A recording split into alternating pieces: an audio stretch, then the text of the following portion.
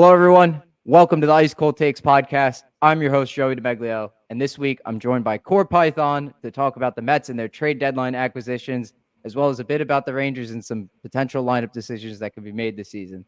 Thanks for joining me again, man. How are you? I'm doing great. Thank you for having me on. I know that you were ready to get someone to talk about the Mets and dog on them, so you called the right guy into action today. Yeah, appreciate you bringing me on. Yeah, I know you wanted to start ranting about the Mets, so we'll begin the show with the change up and start talking about the Mets. At the trade deadline, we kind of expected some fireworks for the Mets. Maybe they trade for JD Martinez. Maybe they get a package of uh, David Robertson and Wilson Contreras.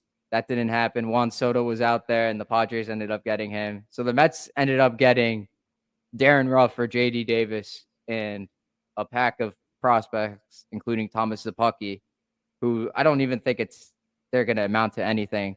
But I mean, that was their notable acquisition. So we'll talk about that one first. It was, pretty underwhelming. So I'll let you go ahead and dissect that for everybody. For the Darren Ruff deal, I'm still trying to process this one. I understand the idea is okay, he hits better against lefties than JD Davis. But to me, you're getting a guy that's on the wrong side of 30 for a guy that has proven in years past that he's valuable to this organization. I know he wasn't a fan favorite the past 2 years, and I know that people think, okay, since 2019, he hasn't been that great. To me, I look at the numbers and I say, I think that he's been productive enough the past 2 years. It just, obviously, we know he can't play defense. And this year, yeah, he has struggled. I just don't understand the mindset going after a 36-year-old who was playing overseas before because of his lack of success in the MLB, and he's on the wrong side of 30, and you package prospects when apparently these prospects are so valuable to you that you couldn't move in a David Robertson deal, that you couldn't move in a Jorge Lopez deal, you couldn't move in any of these other deals, but nah, it's fine to move JD Davis and prospects for a guy who's 36 years old and a platoon DH. I don't understand the mindset. Yeah, I think JD was on his way out anyways. JD and Dom, when the Soto trade was going on, when everyone was hypothesizing, I had imagined that you'd package both of those guys in the same trade. This trade for Darren Ruff, it seems like to me, you knew JD Davis was going to get traded eventually, but not in this trade. It didn't seem like this was the trade to pull the trigger on to move him. I mean, there's not a lot of room for him in the lineup, but over his career, he's hit pretty well against lefties, if I'm not mistaken. But I don't know what the front office saw in Darren Ruff. I mean, I guess I don't know much about those prospects, but to me, I've never heard of them, so I'm just gonna assume that they were, pretty low tier prospects, maybe like top 50 prospects for the Yeah. Mets. But I mean, at least they didn't give up Francisco Alvarez or Ronnie Mauricio or however you pronounce his name. I think that's how you pronounce it. But um, I've heard the asking price for a lot of those guys that were on the market, like Martinez, Contreras, was like astronomical. And if they had to give up like Alvarez for 1 year of Contreras, I wouldn't have done that. I would have tried to find something else though to kind of package together. Maybe Matthew Allen or something like that. I don't know. Maybe that's a little too much, anyways. But um, it seemed pretty underwhelming for the Mets. And then Michael Givens, who, in my opinion, he fits right in for the Mets because he had a low Mets moment in his first outing. In the ninth inning, we're up 9-0, right? And 5 hits in a row and make it. What was the final score? 9-5, Yep. and he fits right in, perfect, but not in a good way, of course. Nope. My hand was definitely red for a bit after punching the wall from that game because I thought we were gonna have to go to Diaz in this game, and I didn't trust Lugo at all. I thought Lugo wasn't gonna get it done either. I thought, yeah, it's gonna be this type of game, and we're either gonna lose this or we're gonna have to bring in Diaz to get the final out, which I thought they could have done regardless. But going back to the Rough deal, yeah, I really don't understand considering JD's success, like you mentioned, against lefties. I know that he can't hit a pitch down the middle of the strike zone if his life depended on it, but you get a guy who's on the wrong side 30 for a guy that has control. And then Michael Givens, yeah, the numbers in the eighth inning are great for him, but outside of that, how much are you using him in the eighth inning? Considering you have Trevor May back, considering Adam Ottavino has been great in the bullpen for you, where is Michael Givens fit in this role? I would have rather them try to target a lefty, and apparently the price was too high for that, which it's just absolutely ridiculous considering this is the 1 year where you have the right. You have the right to go out there, trade prospects, go out there and make a big splash. But for whatever reason, no, this is the year when we're 28 games above 500, when we're in first place, when we're guaranteed most likely 90% chance, I'd say, at the very least, you're going to make the playoffs unless something catastrophic happens. 90% chance. And this is the year you don't go for it. Yet in years prior, nah, Javi Baez, all right, have a P. Crow Armstrong.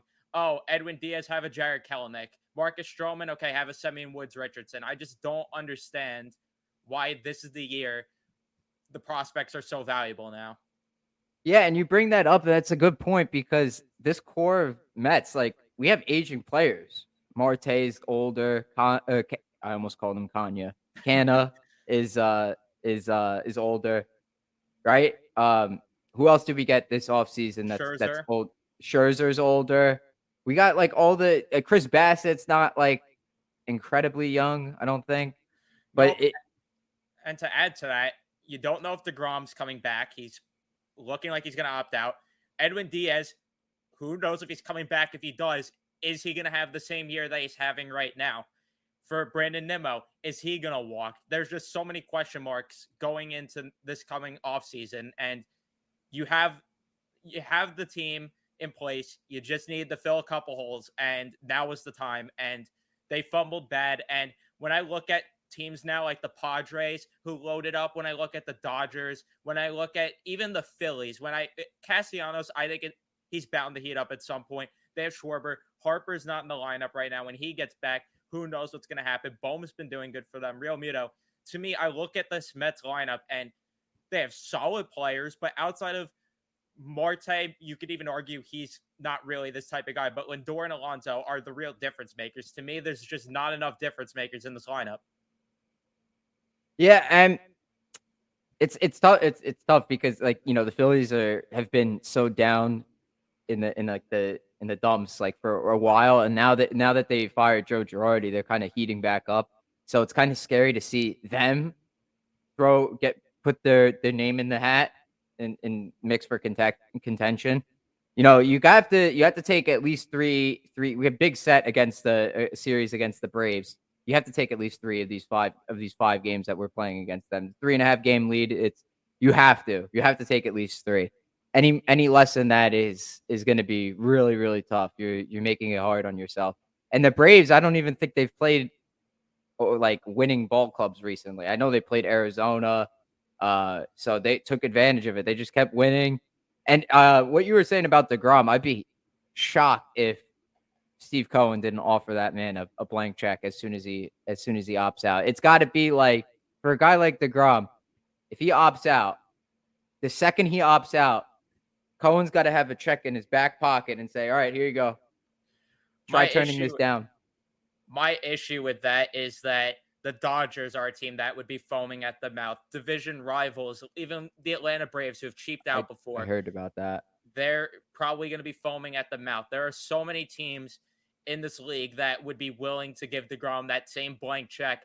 And it's a matter of, is DeGrom going to be willing to stay with the Mets where, let's be honest, in his entire career, they have just not been good enough. And we see an example even the other day. No run support for the guy at all, even though the next day, yes, they scored 9 runs. And in games prior, they've been scoring a couple runs. But you just look at that. And then the loser mentality that they had at the deadline, in my opinion, I just don't know if this team fails in the playoffs. I just don't know what the incentive is for DeGrom to stay if a team like the Dodgers, if a team like the Padres, if a team like the Braves are offering him that same blank check. It's a good point. Yeah, because the Mets have been notorious for not providing run support for DeGrom.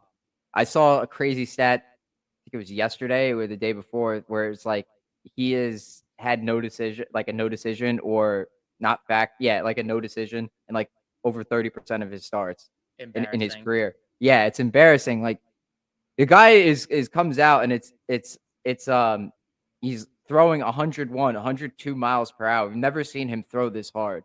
So he wants it, throwing gas, and you can't even get a base hit or you could string some runs together. Nothing, nothing with this lineup, with this improved lineup from last year. Doesn't matter, like even from 2016, doesn't matter what year it is. Different team, same result, no run support for DeGrom, and that's probably his biggest factor. What he's biggest thing he's looking at in terms of where he wants to go in the offseason when he does decide to opt out. So we'll have to figure out what happens with that. The Mets have to step it up offensively. They did yesterday. They did yesterday. 9 runs. Vogelbach had the grand slam. He's looking good.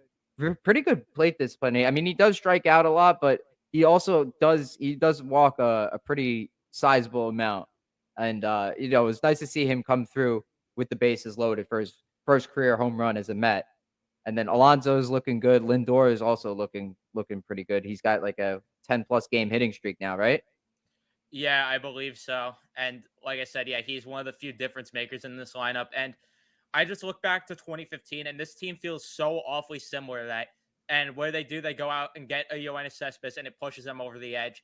And I just don't feel that they're really going to have enough come playoff time, especially with a team like the Padres who loaded up. And it's just embarrassing to see that these wild card teams loaded up more than the Mets. The Atlanta Braves, they go out and get Jake Odorizzi and Raciel Iglesias.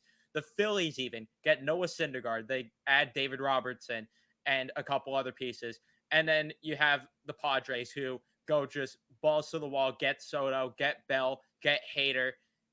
I just don't know how they're going to compete with that team. And the Padres are a team I could totally see going after DeGrom this offseason. Could you imagine that lineup and then DeGrom pitching every couple days for them?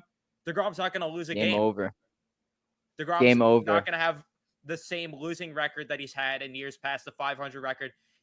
He might not ever lose a game. Yeah, it'll be he'll have even more historical numbers with San Diego. I'd say, um, and I think what would the first round matchup be like if the standings end? I thought I saw that the Mets would be playing the Padres. As of right now, we would get the bye, but under the assumption that the Padres win their series against, actually no, because whoever the division winner is of the Central, so whoever the Central Division winner is, because let's be honest, they're not catching up to the Mets or the Dodgers. So whoever wins the East or the West are the top two seeds, which it's presumably going to be the Dodgers, and the Mets or the Braves. So if the Mets do fall out of the spot, then yes, they probably would play the Padres. But if they stay at the top of the East, they'll get the bye and play either the 3 seed, or if the 6 seed pulls an upset, they'll play whoever wins that 4 or 5 matchup. Yeah, see that whole new playoff format's still pretty new to me. I won't know how to dissect it or analyze it until I see it like in writing, like when ESPN puts like a graphic up of it. Yeah, that like I don't understand yet. But it'd be horrible if the Mets had to face the Padres in the playoffs if that was their first matchup, or even if they face them at all, really. Like you said, Josh Hader they acquired, elite closer, Soto and Bell in the same trade, and Brandon Drury, nice bat off the bench that they could Forgot about him use. too. Yep. And yeah, they just kept adding and adding, and they look ready to go. So, in your opinion, the Mets do not have enough to stay an actual contender. Is that Nope. correct? Nope. If Nope. I'm being completely honest, nope. I just don't see it unless the team gets hot at the right time, like those 2019 Nationals did, where you have Howie Kendrick stepping up for you and guys like that. It's just, I don't see it happening unless, like I said, the Mets heat up at the right time. But even then, good luck competing against some of these teams. And pitching isn't necessarily going to solve all your problems here, as we've learned in the past with that 2015 team. Pitching strong, lineup not good enough, and they don't win the World Series that year. It's just not going to solve their problems. And the bullpen is probably worse than that 2015 team. You have Diaz, yes, who's probably better than Familia, which let's hope in the playoffs he is, for the love of God. But Yeah. uh yeah, outside of that, I mean, Ottavino, sure. If May could stay healthy, sure. Givens, who knows what he is. And then outside of that, this team just doesn't have a lefty in the bullpen. Just no lefty at all. Joely Rodriguez and David Peterson do not count. Nope. And I I wouldn't I I wouldn't wouldn't be trust shocked David if Joel Peterson gets in this. DFA'd soon. Ooh, really? Damn. Okay. Yeah, I mean he has struggled. The left-handed reliever has been a problem since like before the season even started. In the off season, everyone was calling for left-handed reliever, left-handed reliever. That was the last thing that they needed to check off on their off-season checklist. And they didn't get that. They traded Miguel Castro for Joely Rodriguez, and that was it. That was the only move they made And in terms Chase of and Shreve. left-handed relievers. And Chase and Shreve, yes. He was good. I liked him a lot in the shortened season. I don't know how he's doing this year, but probably haven't used him as much because I haven't seen him. But he No, was he ended yeah. up getting DFA'd because he was absolutely abysmal. He started the season strong, but down the down the road he started looking awful. And it just we were screaming for Andrew Chafin this offseason. And what is he doing with the Tigers? Well, he's slicing headers up, and the Mets decide not to go down that road at the deadline for whatever reason, and they decide not to get him in the offseason. Losing Aaron Loop was a mistake. Yeah, he hasn't been great in Yeah, Anaheim, but that was huge. That was I really disliked that the second that news came out because I really like Aaron Loop. Even Justin Wilson was good. I that was a little while ago. I think they lost him, but Aaron Loop was good.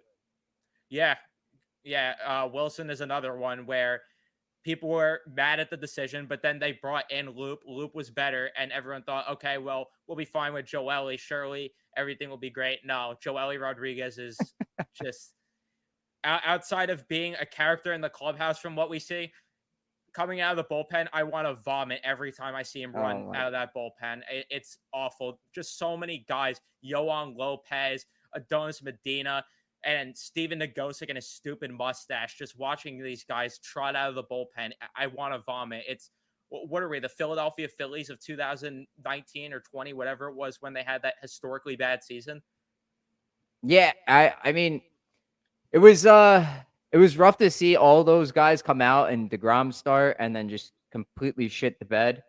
Um, you would imagine that maybe we would have some of our better arms go out there and pitch us a couple innings, but no, Steven Nagosek and then whoever else came in, whoever else you mentioned, they all crap the bed, and it was disappointing. But I know the Mets had won like what was it 6-7 in a row at that point, but keep it going, man. Like let's keep it going. Don't just take a loss just because you're tired of winning for a little bit. No, keep it going. The Well, Braves Buck's haven't defense. stopped winning. The Braves have not taken their foot off the gas one one 1 inch. Not at all. Yeah, and in Buck's defense, though, you have to use these guys. I mean, they're here. You got to use them at some point. You can't just That's leave them true. sitting out there. But I just, if I'm Buck, I'm losing it on Billy Epler. How do you not? You look at the price of David Robertson that he went for. How does Epler not get that done? How does he not get a lefty arm in that pen? How does he not get anyone? Michael Fulmer went for cheap also. There were so many guys that were on the market here, and Billy Epler sat there just doing nothing. He folded his hands and called it a day. Really, Darren Ruff and Michael Givens. Those were the only two acquisitions they made. Uh, can you see the Mets maybe calling up Francisco Alvarez? I mean, at this point, what choice do you have if James McCann inevitably either gets injured again or just sucks because he's just not a good baseball player at all? I Now you're in a position where you're gonna have to, because Patrick Mazika, I can't stand looking at his face, nonetheless watching him play baseball. And I guess Michael Perez, who they got, sure, whatever, throw him to the Wolves, but the Pittsburgh Pirates didn't want him. So what does that tell you? I could see a scenario where Alvarez comes up. I could see Vientos coming up, but to me, it disgusts me because this is something that the old Mets would do. This is the whole mentality of, well, Jacob DeGrom coming off the injured list is the trade deadline acquisition. Well, Trevor May coming back is our acquisition. McCann coming back is it's such a loser mentality. I hate it. Yeah, it's still not enough. Like, I mean, I get the thinking. Okay, yeah, Degrom is an acquisition off the injured list. Throwing him into the starting role, into like starting pitcher position number one. key acquisition. The starting pitchers is not the issue. They've been terrific all season. They've remained consistent. It's been really good. I'm really happy with how Walker's pitched. Scherzer, Chris Bassett's been awesome. And now you add DeGrom in there, and it's just like you take really good to really great. And now the bullpen is kind of what worries me. But if you could get your starters to pitch 7 innings every night, like the 2015 Mets did, how they relied on their pitching, their starters so often, then I mean, if you could get to Lugo, you could get to Ottavino, get to Diaz with the lead intact, then I feel a bit comfortable. Just the bats need to come alive and provide enough offense for the pitchers. I'd say everything needs to come together. They've been playing well all season. A little stretches here and there where they struggle to find wins, but a pretty solid ball club. It'll be scary to see how they match up against the teams that made acquisitions, like the Braves. Raisel Iglesias, that's going to be an interesting one to face. Hopefully, the Mets won't be trailing too often against the Braves in the later innings. Start early, start often, score. Kind of like the Rangers. I kind of like to say, get those goals early, keep your foot on the gas, and don't stop. Same thing with the Mets, I'd say. Yeah, I completely agree. You can't have this comeback scenario like, for example, the Rangers had. It's just not going to be a efficient way of getting things done. And yeah, you nailed it with the starting pitching. They've been lights out. So the whole DeGrom acquisition thing, it's just stupid to me considering, okay, your mentality is Peterson's gave you good starts. Let's throw him in the bullpen. How did he do against the Yankees? Almost blew that game completely. Max Scherzer gets a no decision there. Thanks a lot for wasting his start on his birthday there. And then Tyler McGill's going to come back. What's he going to be in the bullpen? What is he going to be? And like you said, even Carrasco's been giving you good, solid starts. Bassett, I forgot Scherzer, about Carrasco. all, Yeah, he's been good. yeah, all of them have been giving you solid starts. And what does that matter when either you have guys like Yohan Lopez coming out of the bullpen, or you just don't score enough because you decided, yeah, let's just go the platoon route. Let's add a Tyler Naquin.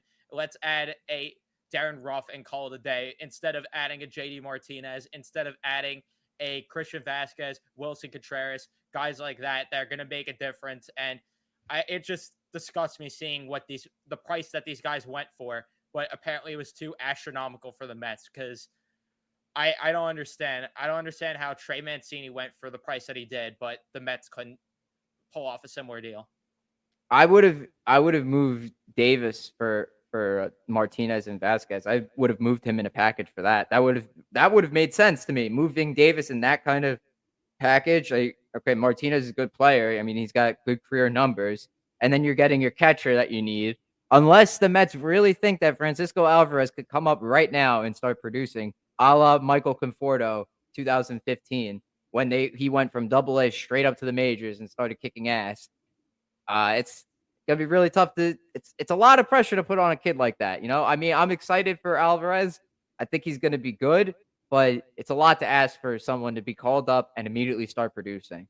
So And we'll have to especially at the see. catcher position, you got to learn a whole pitching Yeah. staff and everything. It's just a lot Yep. of pressure for a guy that's still 19, 20 years old. And I really wonder if there's a correlation between Tomas Nido starting to heat up and the Mets not getting a catcher here, because I want to vomit if that's the case. You can't just settle with Tomas Nido and James McCann. You can't.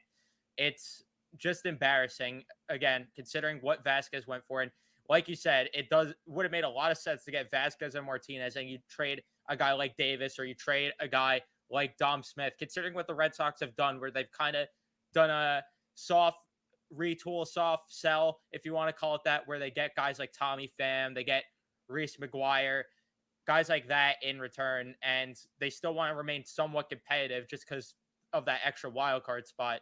But they know at the same time that it's not a guarantee.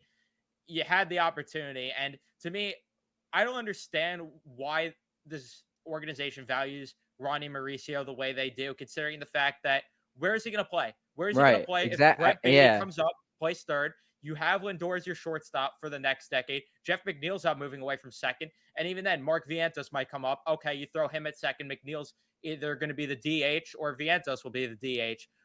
where does Ronnie Mauricio fit into the plans Hmm. that we're holding on to him this much? You just drafted another shortstop in Jet Williams. I don't understand why Ronnie Mauricio has all this value to the It organization. it would have made sense to package JD, Dom, and or Mauricio in the same deal for like to the Red Sox or to the Cubs for what's it called for Robertson and Contreras. I personally I think it would have been awesome to have Vasquez and Martinez, but David Robertson would have been really good to pick up. I've heard that he's having a great season. Bit older, so it would be a pure rental, but he's having a great season. That would have been great to pick up, but yeah, it was just it was annoying that what bothered me the most was that people said, "Oh, just wait, just wait. There's going to be a lot of fireworks. The Mets are going to make a lot of moves," and then it kept going. Like the hours kept going, getting closer to 6 o'clock, 2 o'clock, 3 o'clock, 4 o'clock, still nothing. Then you have the JD Davis trade. Then you have the Michael Givens after 6 o'clock or whatever. It's like, oh yeah, here's your little severance package. Here's your little gift to the fans. That's it. Like those are the only two moves you made on deadline day. That's what bothered me. That people said, yeah, this things, yeah, they're gonna make a lot of moves, and then they made no moves whatsoever. Yep. And again, especially considering the price that you see these guys go for. I mean, David Robertson went for a bag of Doritos. I just don't understand where the Mets were in this. Don't understand what the price was for Andrew Chafin. That was apparently too high. I'm trying to understand, but no matter how I put this in my mind, I'll never understand. Do they really believe that? Are they trying to show this core, hey, we really believe in you, go out there and get it done? Because they sure didn't prove it on that deadline night that they could get it done. The bullpen, again, awful. And you just had to add one difference maker bat and a lefty bullpen arm, and I would have been satisfied. You didn't have to do anything else for me. That would have been enough. But instead, no, we got to value these prospects because we're trying to be Dodgers East. Well, I got news for you. If you want to be Dodgers East, you got to go out there and make the big splash, make the big move if you want to be taken seriously and like Dodgers East. Right. Trade for Soto. That would have been awesome. But the Nationals would have never pulled the trigger on that deal. Um, and anyways, we'll transition from Mets talk to Rangers talk. Not much is going on in the hockey world in contrast to the baseball world because baseball is the only sport that's happening right now. So hockey training camp is a little more than a month away, maybe. And Yeah, about that. Tyler Mott's still unsigned. We have Kako re-signed. Basically, there's no room. There's not enough. There's not a lot of space left over for Mott, unless Chris Drury works some magic. I don't know how he's going to do it. Trade Reeves, maybe. Um, but there's some lineup decisions. I saw some people discussing. All right, where can like Kreider play? Where can Lafreniere play? Can we play Kreider at the right wing? Can we play Lafreniere at the left wing? So that's his natural position, but that's also Kreider's natural position. So would he be opposed to moving to the right wing in favor of Lafreniere? Do you think that would? Do you think that's a possibility? I mean, to me, it really it doesn't matter which way you go. I think that it will work out because Lafreniere said he's already prepared to play on the opposite wing and he got more comfortable. Kreider also, he's a guy that, for the most part, in the offensive zone, he just stands in front of the net regardless. So it's not like it matters what wing he's really on. It's really just going to matter in the defensive zone how they play there. And to me, I feel like it should be Lafreniere on the left and Kreider on the right, just given the fact that Kreider's a veteran. Kreider's a guy that has been there, done that, and let the kid play that you drafted number one overall, regardless. Nevertheless, let him play on his natural wing where he's more comfortable. I feel like that makes more sense, but I'm open to either. I feel like either side that they go down, whichever road they go down, I feel like it would work out regardless. Yeah, they had success with Lafreniere on the right last year, and it doesn't matter to me. I agree with you. It doesn't matter to me like what they go with. I think it's more likely that they go with whatever was last year, because it's that if it ain't broke, don't fix it mentality. The Rangers were a good team last year.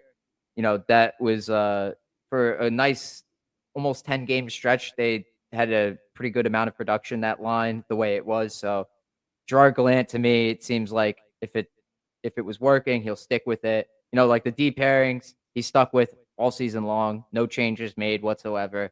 Fox and Lindgren were a pair for the entire season until injuries happened. Miller Truba was a pair until injuries happened. Schneider on the 6D spot. Like that kind of stuff, like Lafreniere on the left wing versus the right wing. That I feel like Gallant won't even pay attention to. I feel like he doesn't think it matters as much. I don't think it's a huge deal if Kreider plays on the right wing. I also don't think it's a huge deal if Lafreniere plays on the right wing as well. I think either way that they'll both be that entire line will be successful. Yeah, my concern comes more with what are they going to do on the second line right wing? Are we doing this Dry and Hunt thing again? Is Oh, they this really better what we're not. going to do? Because if that's what they do again, we're just going to be in the same conversation of let's just trade Kako at this point. Just, oh, Patrick Kane, everyone, let's foam at the mouth for him. Let's go get JT Miller. I really hope we don't go down that road again because it just Yeah. makes no sense to me still to this day why Gallant did what he did. Just such a boneheaded decision. Kako 7 points in 9 games on that second line, and no, let's just throw him to the first line because that's a promotion. No, you leave him where he's comfortable, and you tell Dry Hunt to kick rocks because he's just not a good hockey player. He just isn't. The Coyotes didn't want him for a reason. I just pray to God that they don't mess this up because you finally have your opportunity. This is the time to give Kako, to give Kravtsov top 6 minutes, one or the other. Do it. Yeah, I think Kako, right wing, second line right wing spot, that's his. And he's got to prove without a shadow of a doubt in preseason that it's his spot. So whatever games that he's thrown there, score as many points as you can, please, because we've got Gallant, who's a bit of an older hockey coach, so he's what I'm talking, like the old boys club. So I don't know, he's kind of stubborn. So if he proves without a shadow of a doubt that he's the one that's most deserving to play there, or even if it's Kravtsov, I wouldn't mind if Kravtsov was there, like because he's one of the prospects. Just as long as it's not Dryden Hunt, please don't put Sammy Blay there. Don't Ryan put Dryden Reeves. Hunt there. Don't put Ryan Reeves. I don't know why Reeves would be there at all. Like honestly, I I could can't. totally see a scenario where they go Lafreniere on that right side on the second line, and then they put Reeves at the top to add size to that top line. Because that Oh was a my thing for a god, few games this year. I'd have to shut my mouth, honestly. Like I'd have to delete Twitter if I saw that. It's just I try to see things from both sides, from both perspectives. It's just sometimes it's just really, really, really difficult. Like I saw a couple periods where Reeves was on there. It's like, oh yeah, maybe it gives some physical edge. Like, no, man, if you're not getting to the loose pucks, then you're not fast enough. It's got nothing to do with size. Like if you can't catch up to the guys that are pinning you in your own zone, you got a speed problem, and you need to be better. Like get to the loose pucks faster. Put some speed there. Put some youth there. I don't care about the size. Let Reeves let Reeves lay the body in like the first 5 minutes of the game or something, just to get the crowd on their feet. That's where I could see Sammy Blay, though, even being in the top 6, just because he's one of those guys that is physical, but he's a faster guy than Reeves. I could totally see that. Yeah, I yeah, hope but not, but he can actually play hockey though. Like Reeves can't play really. no, Reeves shouldn't even be on this roster, quite honestly. And the fact that the Rangers, there's a world where they could. I still am intrigued to see what Tyler Mott signs for, because if he signs elsewhere for less than Ryan Reeves' cap hit, Drury needs to be slapped in the face for not trading Ryan Reeves right away Yeah. and signing Tyler Mott, because Tyler Mott brings way more to this team. I get into this argument with all the Boomer Ranger fans, if you will, that are like, oh, well, who's going to police the ice? I'm not paying a guy $1.7 million to police the ice when he's more times than not going to be a healthy scratch this year, because I think Dryden Hunt or Gustav Riedel is going to get more fourth line ice time than Ryan Reeves. So to me, I'd rather the guy that's going to bring the extra step up on the penalty kill, rather the guy that's faster and that could play physical regardless. To me, it just makes more sense. And you look at the difference in the penalty kill when Tyler Mott was there versus when he was not, night and day. Yeah. Night and Yeah. day. The penalty kill was good. Tyler Mott made it great.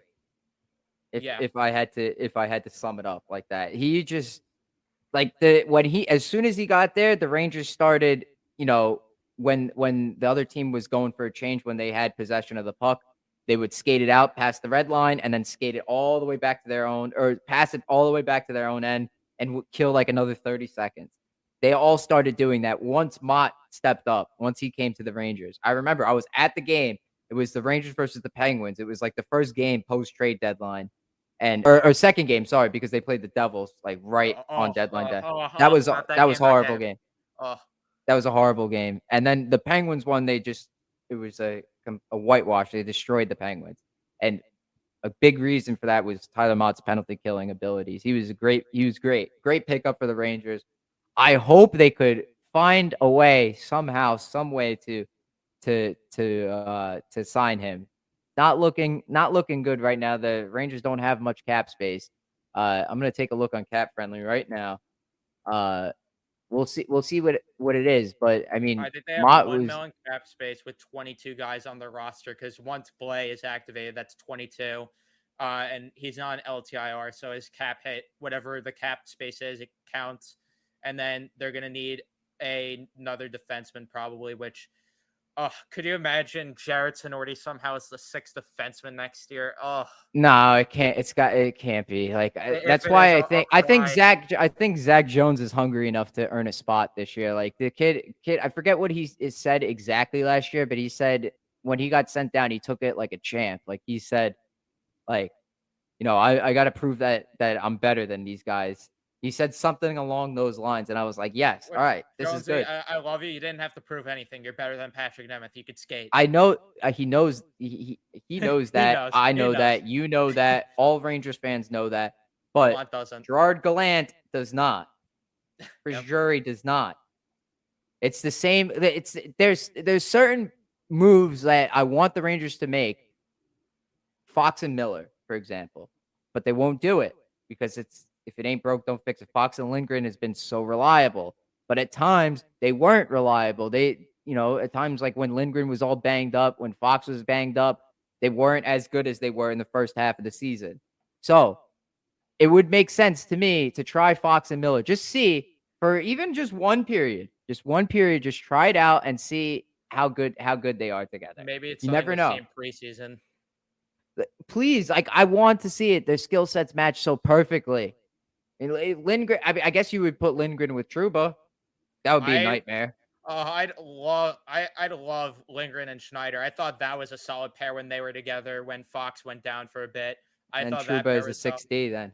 Truba I is 6D. I'd love that, but there's just no way with that $8 million cap hit that's gonna happen. They're gonna put him in the top four and try to make that contract look the best they could. Unfortunately, It's certain times where they're too stubborn to make a move like that. It's just like, how the Flyers could have had Gaudreau and then like the press conference was like, yeah, we would have had to do too many moves. Like that's your job, man. Stop. Why are you saying that? It would have been too many moves. That's not an excuse. Make it happen. Too many moves, but like, okay, is that a negative deterrent? Like, what kind of moves would you have to make? Move this guy here, this guy there. Would you have to sacrifice Sean Couturier, like your core, to do it? I don't think so. I don't think the Flyers would have needed to do that. Too many moves, like that bothered me so much. Like that's the mentality I feel like a lot of people in the NHL have now, like the older people, like Gallant. You know what I mean? Hopefully not Drury because he's younger, and I hope he's more of like the analytical mind, more of a mix of the analytics and a little bit of the boomer side. All right, I because think he. Well, I I think think Drury it's stepped in at necessary. one point. I think he did because obviously he took Gallant's toy away in Patrick Nemeth. I think that there was a time where Drury had to step in and tell Gallant, "You're stupid. Get Justin Braun in the lineup with Braden Schneider. This is ridiculous." And there, I mean, it would make sense. It would make sense because Gallant, for whatever reason, that New Jersey game, that's an all-time classic video on my channel. That reaction, but oh, when just seeing Patrick Nemeth and Justin Braun just spin around like ballerinas out there, getting absolutely cooked by Jack Hughes and the Devils, that was just a nightmare. That's why size doesn't mean as much as people think it does. Like I'm gonna call out Boomer Facebook. Like it doesn't mean if you can't skate in this league in the league that we have now, it's not all grit and fighting anymore. It's all about speed and skill in today's NHL. You see it. There's no fighters. There's no fighters on any of these teams. It's not like the Sean Avery days, right? So these guys need to be able to skate. And Braun and Nemeth together, or Tenorti, those guys, they can't skate. They cannot skate. You need to have a guy like Schneider who could skate. Big guy, but they need to be able to skate. You can't just Yeah, look at the size and say, "Oh yeah, he's big. He's good. He could throw the body." Yeah, but can he throw the body? Can he catch up to a guy skating 20 miles an hour right past him and lay the body? I don't think so. He's gonna miss. You need someone that could throw the body that could also skate. And nowadays it's hard to find that. And the Rangers are lucky they drafted Braden Schneider when they did. Good pickup by them. thank you, John Davidson, because Jeff Gordon probably wouldn't have done that one. And yeah, you get guys that are physical and also could skate. Look at Sammy Blais. Look at Vinny Trocheck. Look at some of these guys we have in the forward group. Barkley Goudreau as well. If you bring back Uh-huh. Tyler Mott, and for whatever reason, no, Ryan Reeves has to police the ice apparently. I think the Rangers took a big step from where they were last year with Reeves this year. Like, he did a lot for the locker room. I really, really love that. I love his energy. It's just not worth $1.7 million, though. That's all I have to say about it. Like, I love Reeves. I love him to death, but I keep saying this on the show. 1.75 million for Reeves just to be your 13th forward and to be a locker room influence is not worth it with how close you are to the salary cap. I think he's gone by the deadline. I really do. I think that someone they're either going to look at someone at the deadline that they're going to want to acquire, and they're going to be like, "Hey, you're a cap casualty. See you later." Or it's going to be someone in Hartford like a Lori Painiemi wins over the coaching staff, wins over management, and maybe gets called up. Maybe Brennan Othman just lights it up in training camp and in the 9-game sample size. Regardless, I think that there's going to be someone by the trade deadline that gets Reeves off this roster because this team loves Dryden Hunt for whatever reason. And you know what? At this point in his career, either way, I'd probably take him over Reeves because at least he could skate. And this is someone that clowns Dryden Hunt like crazy, but I would take him over Reeves still just because of that. I think that if Reeves is here by past the deadline this upcoming spring, I'll be shocked. So that's a bold take, I'd say. I mean, is that your ice cold take of the week? That's my ice cold take. That's my ice cold take. There you go. Reeves not going to be on the Rangers by the trade deadline. Speaking of, you mentioned Lori Painiemi, and a lot of people were saying like the Rangers should have kept Frank Vetrano. I don't agree with that. I think he's replaceable. The Rangers haven't had a guy like him where shoot first mentality. We always have passers. Haven't had a guy like that since Gabrick. I get the appeal of that. Lori Pauniemi might be one of those guys. If he could figure it out, have a good preseason, maybe he cracks the lineup. I think Pauniemi could be like that because that's what I saw last year, and that's what he's done over in Finland with TPS. Like, he scores a lot of goals. I think he broke Kakko's record for points in with TPS I right after. That might be right. I'm I not have sure. I got to check with Statboy Steven about that, but he looked pretty good in preseason last year. Like, I remember there was a power play and he had a one-timer, rifled it, absolutely beautiful shot, and rang it off the crossbar, and it didn't go in, but it was like really close. And that's all he kept doing. They kept feeding him the puck. Same with Nils Lundqvist. That kid would keep shooting it. But if you want a guy that just grips it and rips it, Paul might be the guy. But I'm also excited to see how Othman, Will Cooley, Gustav Riedel, he's looking like he might be able to crack the lineup. Might be possible. But also Ryan Carpenter too. Like, he's looking like a pretty good pickup too. Yeah, Um, Carpenter is someone that excites me. He could be. I feel like he's a better Kevin Rooney, and it's just weird that Kevin Rooney ended up getting more money and they ended up yeah. switching places. But yeah, I completely agree with that. And I think another shoot first guy, you added one this offseason. Vinny Trocheck is a shoot first guy. So I don't think you're going to lose too much when it comes to that. And to be honest, either way, it's about time that your $8.5 million first line center who has a rocket of a shot starts using it more because Where's that 40-goal Mika? Where is he? Because if we get him back, this team is on a whole different level. Because I don't know where he was in the first half. I don't know if he lacked shooting confidence or what, but he was not the same Mika that he was down the stretch. I could say that. Yeah, when he gets I feel like when it gets closer to the end, like, that's when he starts scoring goals.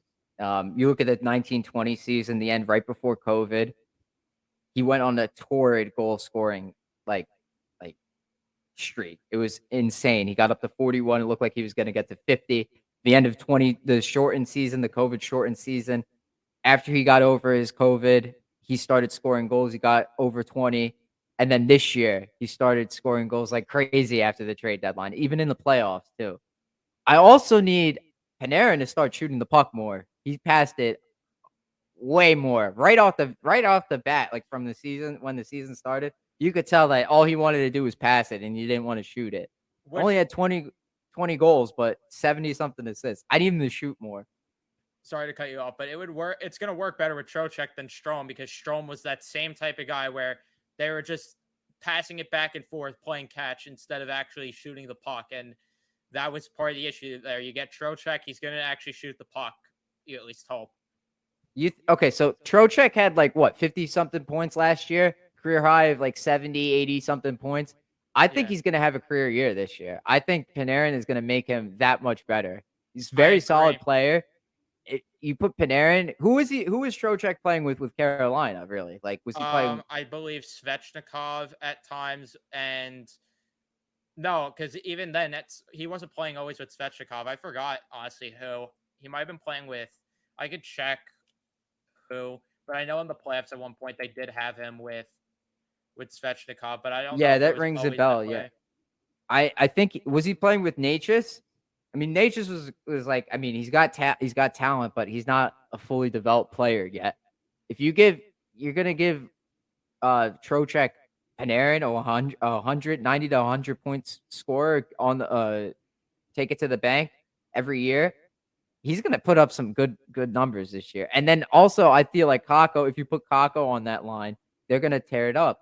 I'm really excited to see that line. Out of everything, I want to see Panarin, Trocheck, and Kako. I want to see how they work in the offensive zone, if they cycle it or if they go with that stupid dump and chase that they do.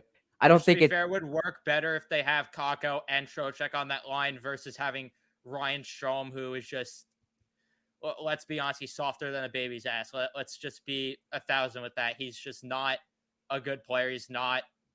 He's just awful. And to answer the question, it was Svechnikov and Teravainen that he was playing with. And people were arguing when I was saying the same thing you did, where he's going to have a career year playing with Panarin. Everyone's like, well, in Florida, he played with Barkov and Huberdeau, and his points weren't even that high. Okay, well, let's keep in mind that when he played with those guys, they were still only 20-something years old. Huberdeau was Right. not the MVP he was now. Barkov was not the guy he is now. Huberdeau was good, but he wasn't great. Barkov was great, but not amazing that he is now. So Panarin right now is amazing.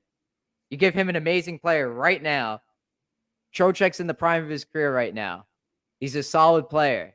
What do you think is going to happen? And I think they're going to get the chemistry over time. It'll be rough at times. Like, maybe he'll miss a couple passes here and there, but I think they'll develop it over time. I mean, the bromance between Strome and Panarin, yeah, of course, you love to see it. I think Trocheck is going to fit in well with the Rangers here. Only thing that I was concerned about was the years, but if they had to go a little bit longer just to lower the AAV, the cap hit, then by all means just take that. Fine. If it saves you money down the line in the future, I will take that. Yeah, completely agree with that. I think that people are going to sleep on this. And also, the matchups aren't now always going to be on that Mika Kreider line. Now there's going to be an actual threat, because that was the whole issue. The 5-on-5 issue stemmed from that second line not producing enough, and you saw it. And I'm just so glad that feelings never got in the way of this thing, because I was so scared they were going to bring Strome back and be like, well, him and Panarin have chemistry. And no. Panarin is a superstar. He'll get over it, and you got to do what's best for the team. If feelings were gonna get in the way, then this train would have went off the track here, because you're not winning a Stanley Cup with Ryan Strome. It was never gonna happen. You finally have a guy that is going to shoot the puck match Panarin well. And I think that over time, people are going to understand and they're going to see that this is a better fit. Yeah, and I feel this. I feel the same way as you about that. Like make that move because of feelings. Also feel the same way about how they didn't bring Cop back. Like the novelty of him scoring like crazy as soon as he came over, it wore off over time, and I'm glad that they didn't buy into that. You know what I mean? Like that same feeling where they signed a player because of feelings. They signed a player because of his production, his incredible production after they acquired him. I'm glad they didn't buy into that because what did Cobb get? He got The a same little bit exact less, deal, except the same less exact deal, term. 2 years less as Trocheck. If it took 2 years more to get Trocheck, I'll take that, honestly. Like, Cobb is a good on a Stanley Cup team, Cobb is the third line Yeah, center. I would the guy love to has have never him on had that. 40 points in his career until this past season. And keep in mind, he was playing with Artemi Panarin. So it In the just shows grand you the scheme effect. in the grand scheme of things, that the moves the Rangers did and didn't make, they they make sense, right? So Trocheck is good, is a solid player, checks off the boxes that you need him for 5v5. He wins faceoffs, good in his own end, two-way player, all that good stuff. Wins board battles, stuff like that. And now you're adding him. He's a legitimate second liner. So you put him with Panarin, and let's see what happens. Now we're cooking. Just put, for the love of God, please. We are 5/6 of the way to the top six that we need. 5/6, and then the 1/6 that we need is Kako on that second line right wing. Please, for the love of God, Well, just that's what I was going to put him say, there. that the moves make sense as long as the top six actually is what we imagine. Because I could also see a world where they are like, hey, the kid line was great in the playoffs. Let's keep the band together there. Let's just throw Blay on the first line right wing and then just throw Kravtsov on the second line right wing. I hope that's not the case, but I could totally see a world where that happens just because of the playoffs. They were getting it done in the beginning of the season, like, but they were just the combinations are kind of like all over the place. They put Blay up in the top six, on the first line. They were winning. They were winning. So, you know what I mean? Like I said before, if it ain't broke, don't fix it. And that's what the Rangers did. Until Blake got hurt, he was on that top line. When they tried Hunt there, they tried Hunt. The novelty, like Hunt looked good at first, in my opinion, the first couple games, but then the novelty of him playing there wore off, and he's more fit for the bottom six for sure. Fourth line role, if anything, I'd say for that. I don't think Gautier's cracking a lineup at all. I think he might even go to the AHL. Like, there's a I'm lot of surprised guys it's still that on this that roster. yeah, I'm surprised they kept him. I was shocked, because he requested a trade too. So Yeah, I'm I take whatever you can for yeah. him at this point. Yeah, see what you could get back for. He could be a valuable asset for another team, but the Rangers have no use for him right now. Except that the only thing that I liked about him is that he drew a lot of penalties. That's what I like about him right now. I used to really like him, but he wore off on me, and you know, you could you could get somebody else to draw penalties. You'll find somebody. Yeah, That's not something that you have to worry about. The Rangers got a lot of power plays last year. yeah, and they were effective on it. And this better be the time where Lafreniere gets on that top unit, or Kako as well. You get Trocheck, who could play on that second unit and is going to make that better. You just get a perfect balance. And yeah, with Gauthier, I, it was getting tiring. At first, he was kind of fun. It was fun watching him play, and it's like, all right, he'll eventually get that shooting touch, and then he's going to be just an absolute fridge out there, and nobody's going to stop this guy. And it just never came to fruition, except for that one goal that the NHL decided to just tweet out in July for whatever reason. But yeah, outside of that, Julian Gauthier, not a memorable time here at all. And I'm surprised that he never really went to Hartford in general last year. I feel like he should have just went there to get more playing time, honestly. Yeah, that probably would have been a good idea for him. Yeah, he's a lot of healthy scratches, a lot of time sitting in the press box on the bench or whatever. Uh, but we'll have to see. I'm interested to see. I can't wait for hockey to start back up again. Like, I'm dying here in terms of content. I don't know about you. I mean, you cover baseball. I'm just It still doesn't holding feel as out for well as the hockey, and it doesn't feel the same. It really right. doesn't. Yeah, exactly. It's hard to talk about baseball when you're so far out from the postseason still. Like, there's still half a season left, basically. And There's not just 2 that, months. my passion's more for hockey. Like I Yeah, love baseball, same. but I could watch a full 60-minute hockey game. Like I can't watch 9 innings of baseball these days. Sometimes I just get distracted, throw on a show in the back, throw on a start playing some games. I just can't watch the full 9 inning Yeah, game. I'm on my phone or whatever. I can't watch a 9-inning game straight through without going on my phone once. Like, honestly, it's really difficult. But in terms of hockey, I'm with you on that. That's my passion. I love talking about it. And listen, Ice Cold Takes fan. I'm still holding out for Kevin Weeks. We're going to get him to respond It's eventually. gonna All he needs happen. to do is open his DMs. I've sent him multiple messages. He sees me tweeting from the beach, sees me tweeting in front of the pizza oven. He appreciates the heavy forecheck. But what I said today was, a heavy forecheck is nothing if you can't score the goal. So we're going to keep pushing and pushing until we finally score the Gino. Put the bread in the basket. Yeah, It's no more going to Joey happen Gauthier eventually. stuff. Yeah, no more goat chase stuff. Just take it to the net and then just crash into the Get in the goalie. nitty No, gritty areas, pucks in deep, get hungry on pucks. we're good. It's going to happen. He said that if I bought him a slice, that I should DM him about coming on. So he made that. He put it out there in writing, and almost 30,000 people saw this stupid video I put out. Uh, so we got to get him to respond eventually. But anyways, Python, thanks so much for recording with me this week. Ice Cold Takes fans, you're awesome.